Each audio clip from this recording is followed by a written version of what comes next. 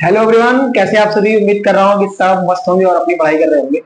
तो चलिए बच्चा, आज क्लास 10 सीएससी बोर्ड का एक चैप्टर हम लोग आज स्टार्ट करने वाले हैं। इस चैप्टर का नाम है लाइट। क्या नाम है? लाइट। तो चलिए बिना किसी देर को शुरू करते हैं। तो लाइट, अगर मैं पूछूं लाइट, तो लाइट क्या होता है? तो लाइट सब लोग कहेंगे सर प्रकाश, हिंदी में कहेंगे सर प्रकाश। तो लाइट के बारे में कहा जाए तो लाइट कह सकते हैं कि light is a form of रे। Light is a form of रे, ठीक है। Light is a form of रे। एंड दूसरी बात कही जाए तो light is energy also. Light is energy also, a type of energy, ठीक। लाइट एक एनर्जी है। By the help of which we are able to see। मतलब लाइट एक वो चीज है, एक वो एनर्जी है जिसकी वजह से हम दुनिया का कोई भी ऑब्जेक्ट क्या कर पा रहे हैं बेटा, देख पाते हैं। ठीक है, हम आपको देख पा रहे हैं कैमरे में, आप हमको देख पा रहे हैं, आप अपने घर में मोबाइल में देख रहे होंगे। कैसे देख रहे हैं? क्योंकि आपकी लाइट आंखों में, वो जो लाइट है वो आंखों में पड़ के रिफ्लेक्ट होकर के आपकी आंखों में आ रही होगी और आपके दिमाग में आपकी रेटिना उसके पीछे क्या बना रही होगी, इमेज बना रही होगी। That is light. लाइट क्या है? फॉर्म ऑफ रे है। अभी तो हम लोग कह रहे हैं फॉर्म ऑफ रे, लेकिन 11th 12th में आप जब पढ़ेंगे तो एक्चुअल में ये रे भी नहीं होती है, वेव भी। कुछ लोगों ने इसको वेव कहा, फिर 12th में आते आते पता चला कि लाइट ना रे है ना वेव है। एक्चुअल में दोनों नेचर रखती है, रे का भी नेचर रखती है और वेव का। अभी आपके लिए समझ सकते हैं कि रे मतलब स्ट्रेट लाइन में ट्रैवल। रे मतलब क्या होता है? स्ट्रेट लाइन में ट्रैवल करना, जो कि अभी हम लोग समझ सकते हैं एक तरीके से कि ले मतलब होता है कि स्ट्रेट लाइन में, मतलब हम ये कहेंगे अभी भी डेट में कि लाइट एक स्ट्रेट लाइन में ट्रैवल करती है। ठीक है, यहां तक क्लियर है? ठीक। अब इसके बाद बात करी जाए बच्चा, तो लाइट की 5 फिनोमिना होती है। कितनी फिनोमिना होती है बेटा? 5 फिनोमिना होती है। ठीक है, टोटल 5 फिनोमिना होती है इसकी। 5 फिनोमिना है। 5 फिनोमिना में अपने को जो पढ़ना है 9th 10th में, वो पढ़ना है 10th में जो पढ़ना है वो पढ़ना है रिफ्लेक्शन और पढ़ना है बेटा रिफ्रैक्शन। रिफ्लेक्शन और पढ़ना है रिफ्रैक्शन। इसकी टोटल 5 है वैसे तो, रिफ्लेक्शन, रिफ्रैक्शन, डिफ्रैक्शन और बहुत सारी 4-5 और फोटो से वो था। तो 11th 12th जब आप पढ़ेंगे फिजिक्स के बारे में फिर से सीखेंगे तो 5 में टोटल आपको पढ़ना है डिफ्रैक्शन और रिफ्रैक्शन। बहुत सारी चीजें हम लोग को वहां पे सीखने को नहीं मिले। तो अपने लिए जो 10th में मतलब का टॉपिक है वो है रिफ्लेक्शन और रिफ्रैक्शन। ठीक है, तो अब बात करने जा रहे हैं कि आखिरकार रिफ्लेक्शन क्या होता है। क्या होता है रिफ्लेक्शन? ठीक है, तो आज का जो हमारा टॉपिक रहेगा वो रहेगा रिफ्लेक्शन। रिफ्लेक्शन से पहले आप रिफ्लेक्शन में आपको बताऊं तो अगर अभी हम लोग रिफ्लेक्शन पढ़ने जा रहे हैं तो रिफ्लेक्शन क्या होता है? मान लीजिए कि हमारे पास कोई एक प्लेन सरफेस है जो कि एक तरफ से पॉलिश्ड है। मान लीजिए मिरर है। क्या है? प्लेन मिरर है। ठीक है, ये प्लेन मिरर पॉलिश्ड है। हमने एक लाइट डाली इस पर, इंसिडेंट कराई, और ये क्या हो गई बेटा? रिफ्लेक्ट हो गई। क्या हो गई? रिफ्लेक्ट हो गई। ठीक है, ये हमने नॉर्मल ड्रॉ कर लिया। ठीक, कि नॉर्मल, इसको क्या कहेंगे अपन? नॉर्मल कहेंगे। क्या कहेंगे बेटा? नॉर्मल। और जो लाइट इंसिडेंट कराते हैं, ये रिफ्लेक्ट हो रही है, तो इसको कहेंगे इंसिडेंट रे। क्या कहेंगे बेटा? Incident ray.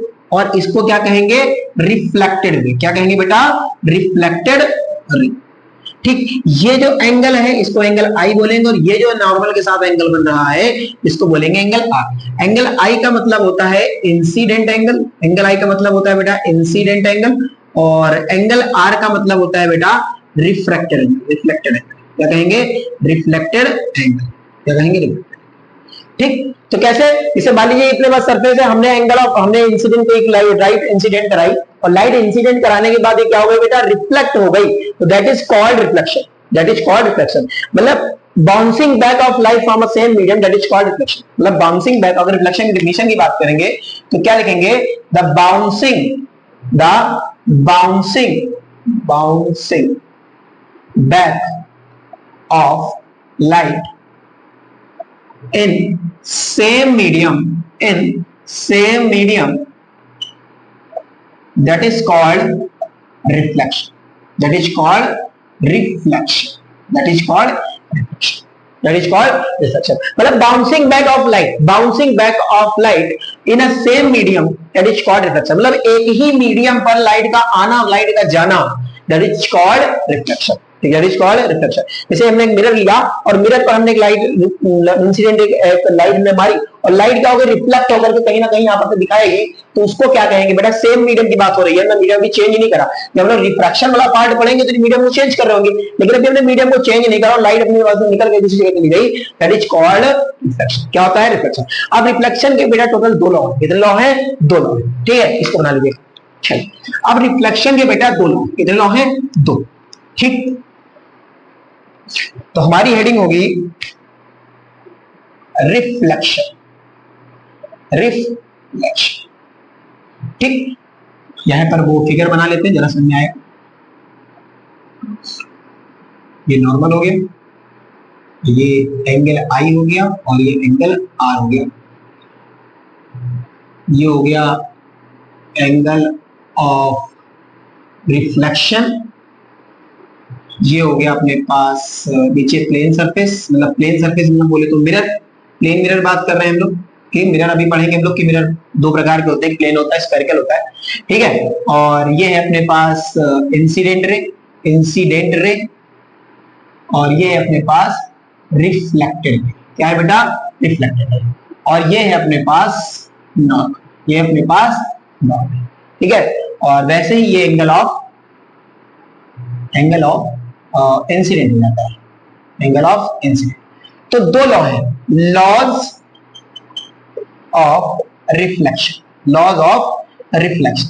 तो रिफ्लेक्शन के बेटा टोटल 2 लॉ है, ठीक है। पहला लॉ क्या कहता है, the incident ray, the incident ray, the incident ray, reflected रे, रिफ्लेक्टेड रे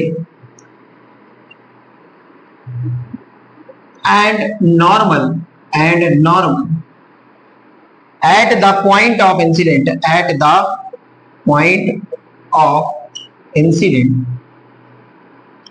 lies on same plane, lies on same plane। क्या कह रहा है पहले लॉ, कि जो इंसिडेंट रे है, जो इंसिडेंट रे है, reflected ray and the point of incident, incident ray, reflected ray and the point of incident and normal, ये पॉइंट ऑफ इंसिडेंट हो गया जहां पर से दोनों मिल रही है, इंसिडेंट रे और रिफ्लेक्टेड रे मिल रही है, जहां पर उसको क्या बोल रहे हैं, पॉइंट ऑफ इंसिडेंट।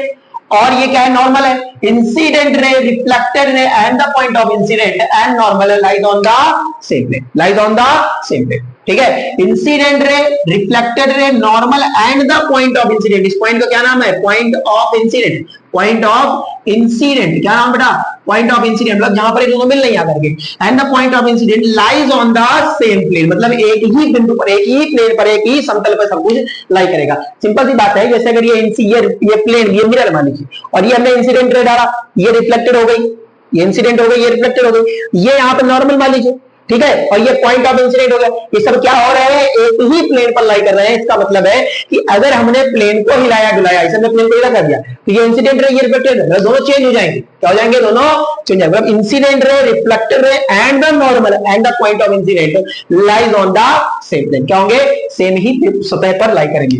दूसरा लॉ क्या कहता है, दूसरा लॉ क्या कहता है, सेकंड लॉ की पहला लॉ समझ में आता है कि incident ray, reflected ray, normal and the point of incident lies on the same plane. अब अगर बात करें सेकंड लॉ की, सेकंड लॉ कहता है कि एंगल ऑफ, क्या कहता है बेटा, angle of incident, angle of incident and angle of reflection, angle of reflection is always equal.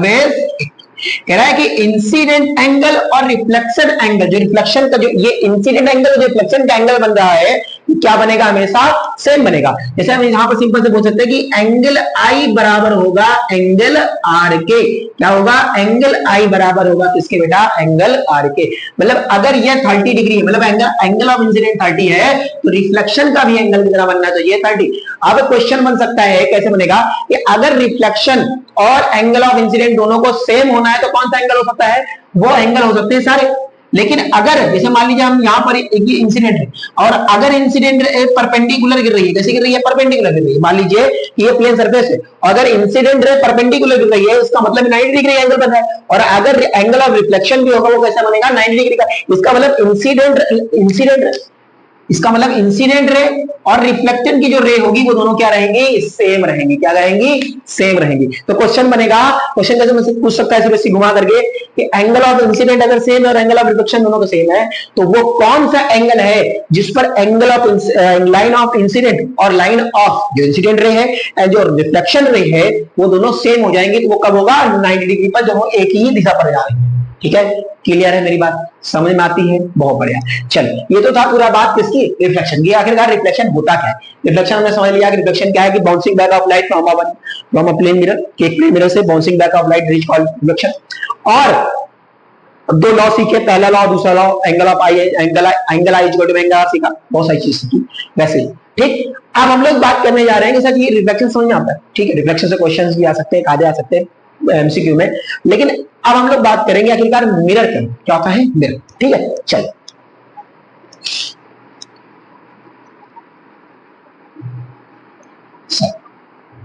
किसकी बात करने जा रहे हैं बेटा, मिरर। मिरर, तो मिरर होता क्या है? पहली बात तो मिरर क्या होता है पहले उसके बारे में बात करेंगे। और मिरर दो प्रकार का होता है, इसके बारे में बात कर रहे हैं कि प्लेन मिरर होता है और एक होता है बेटा स्फेरिकल। एक होता है प्लेन मिरर, एक होता है spherical.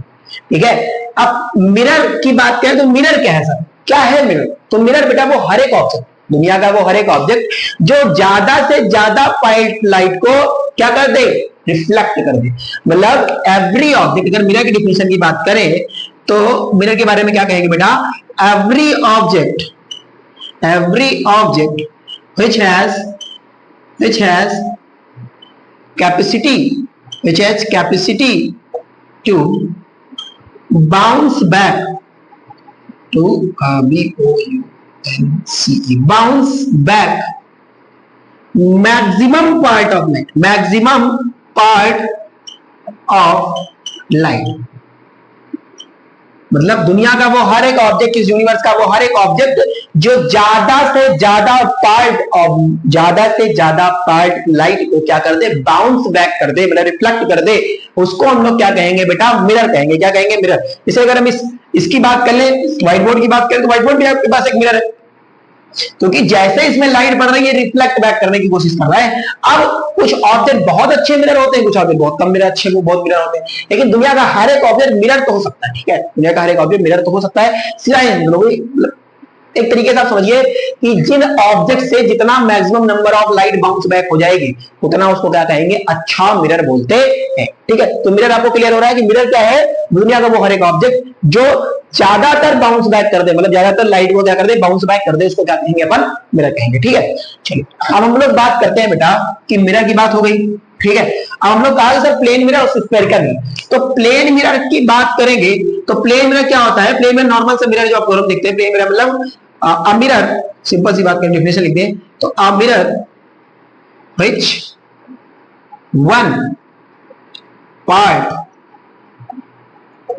is reflected and other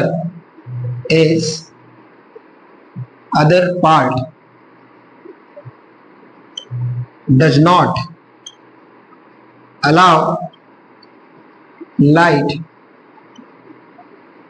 to पास।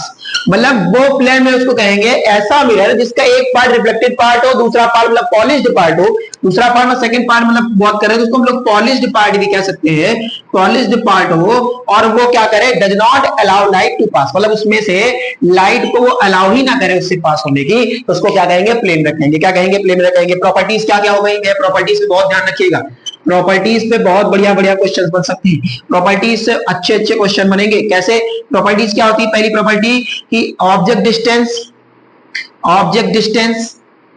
और mirror distance, object distance and image distance same होती है, एंड इमेज डिस्टेंस सेम। ठीक है, ऑब्जेक्ट डिस्टेंस और इमेज डिस्टेंस क्या रहती है बेटा, सेम रहती है। मतलब आप मिरर से जितनी दूरी पे खड़े होंगे आपको इमेज आपकी उतनी दूरी पर लिखेगी, मतलब जितनी दूरी पे आप उतनी दूरी पे आपको आपकी इमेज दिख रही है। मतलब अगर आप 5 सेंटीमीटर दूर हैं तो आपको इमेज में कितनी दिखेगी, 5 सेंटीमीटर मान लीजिए। ये मिरर, हमने उसको रिफ्लेक्ट कर दिया। अगर ऑब्जेक्ट यहां पर 5 सेंटीमीटर दूर पर खड़ा है, 5 सेंटीमीटर दूर पर खड़ा है, इसका मतलब इसकी अंदर जो इमेज दिखने वाली है कैसे दिखने वाली है बेटा, 5 सेंटीमीटर दूर पे ही दिखने वाली है, ठीक है। और अगर जैसे इसमें अगर न्यूमेरिकल्स बन सकते हैं, अगर इसके न्यूमेरिकल बने तो कैसे बन सकते हैं कि जैसे वो कह सकता है कि मान लीजिए कि मिरर है, ठीक है, और ऑब्जेक्ट यहां पर से 5 मीटर दूर पर है, ठीक है, और अगर मिरर इधर शिफ्ट हुआ, 2 सेंटीमीटर इधर शिफ्ट हुआ है, 2 मीटर इधर शिफ्ट हुआ, इसका मतलब अगर 2 मीटर इधर शिफ्ट हुआ तो यहां से यहां तक की 2 कट गया, मतलब ये 3 बचा, मतलब अब ऑब्जेक्ट 3 मीटर दूर रखा है। और अगर आपसे कह रहा है कि इमेज अब कहां बनेगी, तो भैया अगर 2 सेंटीमीटर शिफ्ट हुआ है तो पहले इमेज बन रही थी कितनी, 5 सेंटीमीटर दूर पे बन रही थी, अब ये 2 मीटर इधर शिफ्ट हुआ है तो ये ऑब्जेक्ट 3 सेंटीमीटर रह गया, तो इसका मतलब इमेज भी कहां शिफ्ट होगी, आगे शिफ्ट होगी, कितनी शिफ्ट होगी, 2 सेंटीमीटर, इसका इमेज भी कितनी बनेगी, 3 सेंटीमीटर। भाई तो कॉमन सेंस की बात है कि प्लेन में जितना दूरी ऑब्जेक्ट उतनी दूरी मिरर।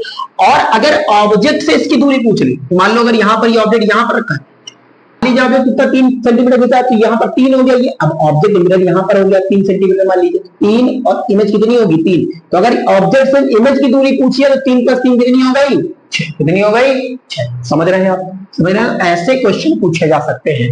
तो पहली प्रॉपर्टीज क्या हो गई, पहली प्रॉपर्टीज इसकी हो गई कि object distance and image distance same रहती है, object distance and image distance क्या रहती है बेटा, सेम रहती है, क्या रहती है, सेम। दूसरी बात क्या है, लेटरल इन्वर्जन बनाती, कैसी बनाता है, लेटरल इन्वर्टेड बनती, मतलब लेटरली इन्वर्जन इमेज बनती है यहाँ पर, मतलब एग्जैक्ट उल्टी बनती, कैसी बनती है, एग्जैक्ट उल्टी बनती है। जैसे मान लीजिए कि अगर मैंने नाम लिखा यहाँ पर H और यहाँ पर मैंने मिरर लगा दिया, तो आप ऐसा समझिएगा कि ये लाइन पहले है तो ये लाइन पहले बनेगी, फिर ये लाइन है तो फिर ये लाइन बनेगी, फिर ये लाइन बनेगी। इट मीन कि बिल्कुल एग्जैक्ट उल्टी दिखाती है। इसी वजह से जो एम्बुलेंस होती है, एम्बुलेंस में जो अंदर लिखा होता है वो उल्टा लिखा होता है, क्योंकि हमारे जो कार्स होते हैं, जो हमारी कार होती है, कार के शीशे में ताकि क्या दिखे, क्या दिखे, ठीक है। तो अब समझ में आ रहा होगा कि प्लेन मिरर की क्या क्या प्रॉपर्टीज होती है। जब नेक्स्ट वीडियो में मिलेंगे तो हम लोग पढ़ेंगे सर्कल मिरर की क्या क्या प्रॉपर्टीज होती है, उसके बारे में और जानेंगे, न्यूमेरिकल्स करेंगे और इमेज फॉर्मेशन करने की कोशिश करेंगे, ठीक है। तब तक के लिए मेरे रख बने और पढ़ाई करते रहे, क्योंकि एग्जाम बेशक बहुत दूर है, आज रिजल्ट भी है तो आप उससे सीख सकते हैं। ओके, तब तक के लिए bye bye, have a nice day.